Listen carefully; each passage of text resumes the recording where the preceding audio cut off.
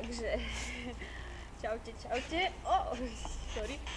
Všetci maniaci do čítania, budúci maniaci do čítania a všetci, ktorí niečo riešime, každý z nás však.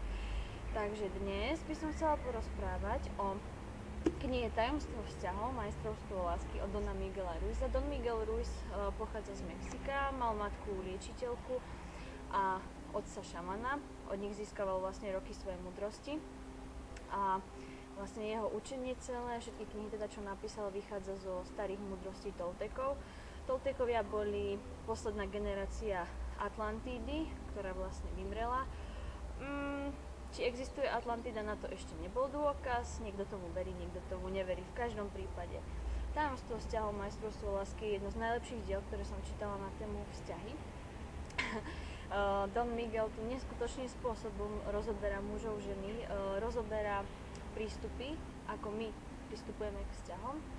Každý ide do vzťahu s nejakým očakávaním. Chlapec má predstavu o dievčati, že by mala byť taká. Dievčaťa má tú istú predstavu o chlapcovi. Teraz sa stretnú, dopredu sa stotožnia s touto predstavou a keď to tak není, nastávajú problémy. Čiže Don Miguel Ruiz nás skvelými postrehami učí, aby sme sa naučili prijať v prvom rade sami seba, verili si, že sme dosť dobrí a v podstate potom nebudeme mať problémy vo vzťahoch. Čo sa mi najviac páčilo z tejto knihy a na čo nezabudnem, bolo jedno krásne prirovnanie, kde vlastne hovorí o tom, že mali by sme sa milovať ako psi. Nie ako psi, ale vlastne ako zvieratá.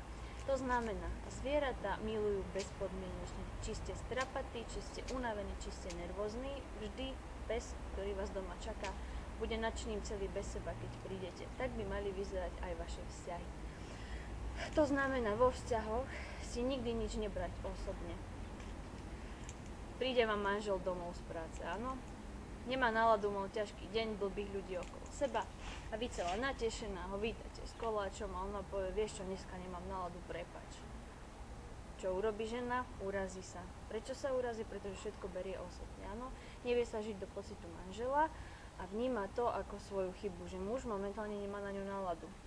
Miguel má skvelým postrehom na toto vlastne učí, aby sme nič nebrali na nás, áno? Čiže manžel nemá náladu, nech ide do druhej izby, OK, nech príde, keď bude v pohode.